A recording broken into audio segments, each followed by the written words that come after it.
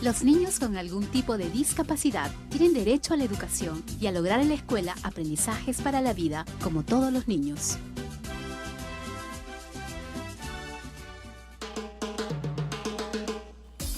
Regresamos con La Buena Educación. Liz Quiroz en la conducción, hoy acompañada de Roselvira Aliaga de la Dirección de Educación Básica Especial del Ministerio de Educación. Estamos conversando sobre la matrícula y qué podemos hacer, dónde llevar a nuestro hijo o hija si tiene alguna discapacidad. La pregunta para todos ustedes, amigos y amigas oyentes, es la siguiente: ¿por qué es importante matricular a nuestros hijos con algún tipo de discapacidad en la escuela?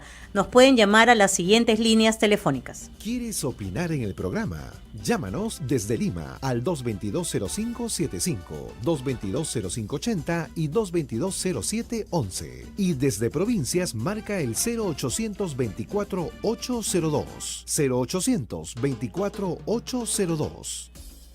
Bueno, y estamos regalando nuestros kits escolares de La Buena Educación, así que estén atentos a quienes nos están llamando, quienes están escribiendo a través de las redes sociales, porque al final vamos a dar la lista de ganadores. Más llamadas telefónicas a esta hora. Bien, estamos con Luis, él nos llama desde San Juan del Lurigancho. Buenos días, Luis. Muy buenos días, señorita. ¿Qué tal? Mira, yo tengo un niño especial con espectro autismo y microcefalia.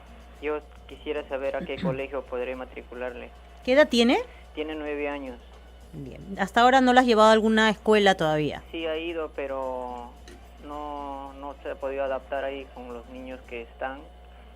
Mucho le pegan y no se defiende y él se pone violento cuando le provocan.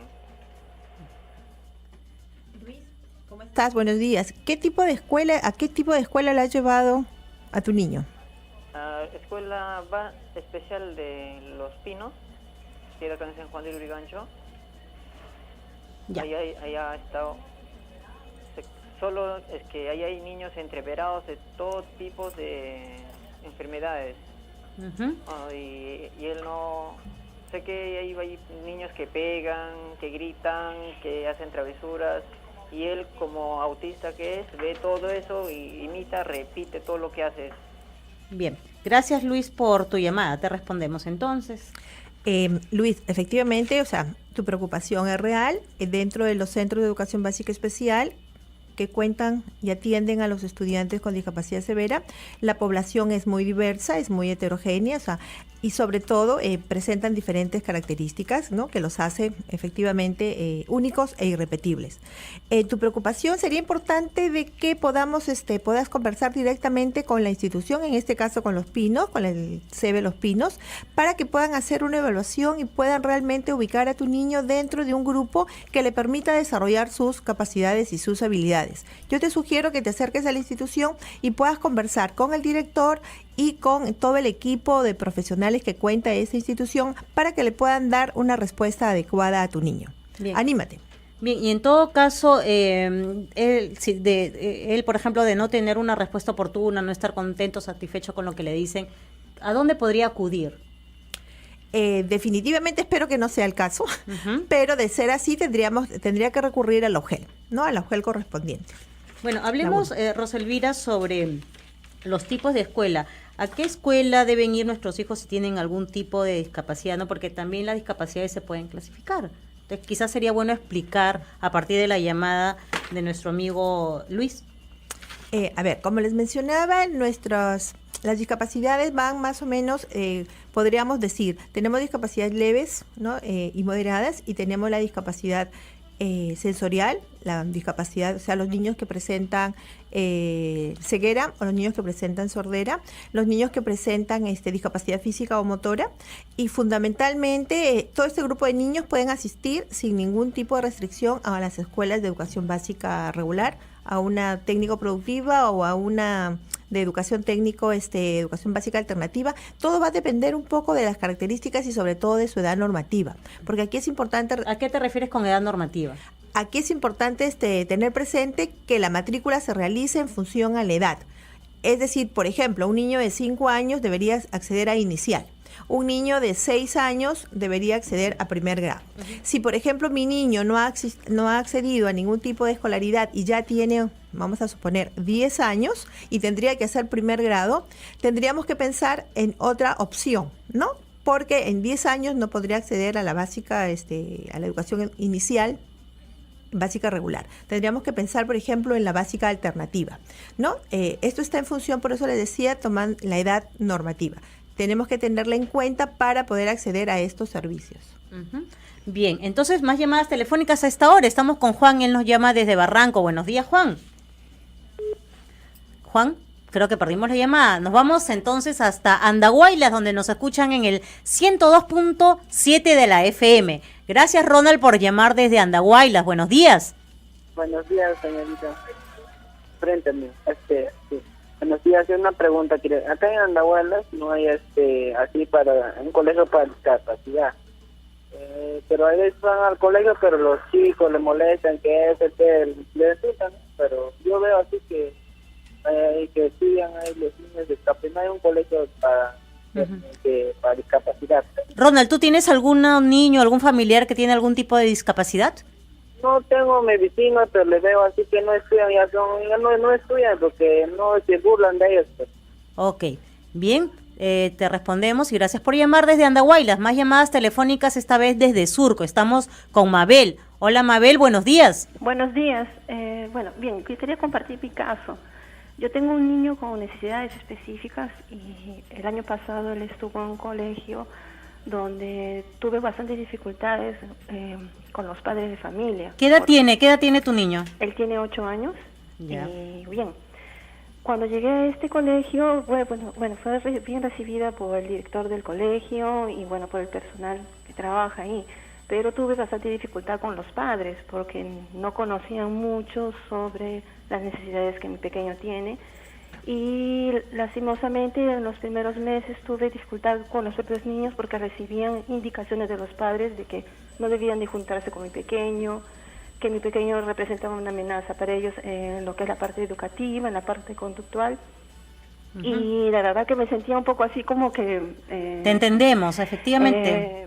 O sea, una situación bastante difícil. Después de muchas, así, se pasó el tiempo, recién que las personas comenzaron a comprender y a mirar distinto, o sea, comenzaron a entender un poco cómo era la realidad de que ellos no representan ni una amenaza, de que no les van a quitar nada, de que, bueno, a veces ellos representan algunas características distintas, diferentes, pero que todo se puede hacer tratando de que se pueda conciliar, ¿no? Entonces, fue una lucha que al final, bueno, no digo que fue al 100%, pero como que logramos de alguna forma. Yo, por ejemplo, con mi mamá tuvimos que pedir al colegio de que nos permitiera estar en el colegio como si fuéramos auxiliares, para poderle dar tranquilidad a estos padres, para que no pudieran hacer presión. ¿Tu niño entró en primer grado cuando tenía 6, 7 años? No, también tuve una dificultad donde un periodo donde en un año no pude colocar a mi hijo en el colegio porque justamente los colegios no tenían... no estaban preparados para recibir a niños con... No, y cuando por ejemplo me lo recibían a mi pequeño, como que a los 15 días, a los 20 días me decían, mire señora, que su hijo no se puede adaptar aquí, que no tenemos el personal calificado y que por favor retire a su pequeño. Y así estuve prácticamente un año y mi hijo perdió un año. Bien. Fue bastante complicado. Entonces, así, lo que yo quería saber si existe en el Ministerio de Educación o qué entidad podría dar charlas para los padres, porque los padres generalmente cuando ven a estos chicos es como que dicen, oh, ¿qué pasó? O sea, ¿de dónde vino? ¿Por qué permitieron entrar a un pequeño así? Y piensan pues que van a alterar todo su sistema y bueno... Yo quería saber sobre esto porque de verdad que como el caso que yo tengo, conozco a muchos padres.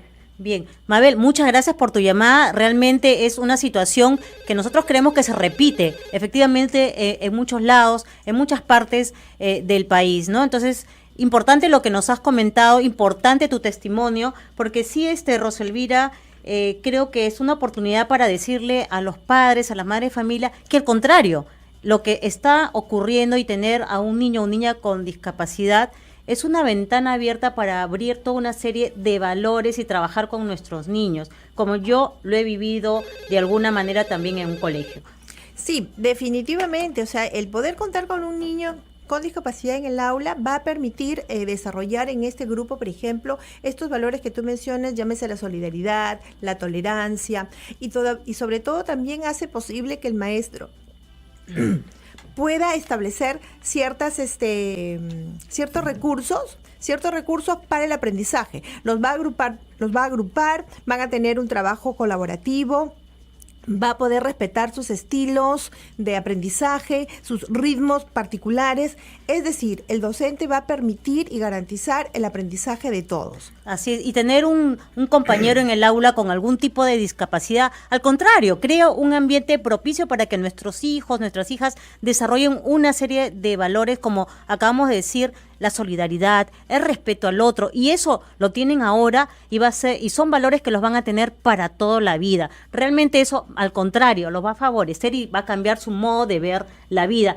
Y todo tipo de discriminación hay que ahuyentarla. Y por supuesto, el Ministerio de Educación no está de acuerdo también con este tipo de situaciones cuando algún niño no es aceptado porque tiene algún tipo de discapacidad.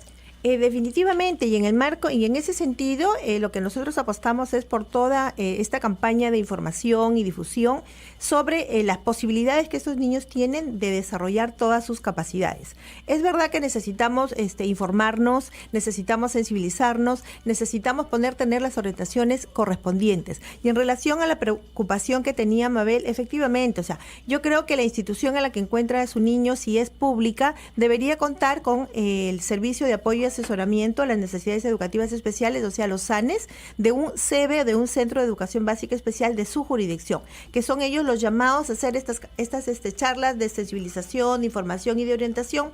Y si fuera de gestión privada... ¿Un colegio privado? Exactamente. Lo que tendríamos que hacer es recurrir a la UGEL, contactarnos a la unidad de gestión educativa local, la UGEL de la jurisdicción, en este caso, por ejemplo, Surco, la UGEL 7, y contactarse con la especialista de la modalidad, es decir, la especialista de educación básica especial, referirle cuál es la institución para que ella pueda articular y proveerles de esta información, de esta orientación a la institución para poder brindar y garantizar estos aprendizajes y el éxito en la escuela, en este caso. Claro, y sería bueno también escuchar testimonios de padres, de madres de familia que han tenido en las aulas de sus hijos o de sus hijas justamente algún niño con discapacidad y qué ventajas tienen. A ver si alguien nos llama también para contarnos este tipo de testimonio. Nosotros nos vamos rápidamente a una pausa comercial y regresamos con más llamadas telefónicas aquí en La Buena Educación.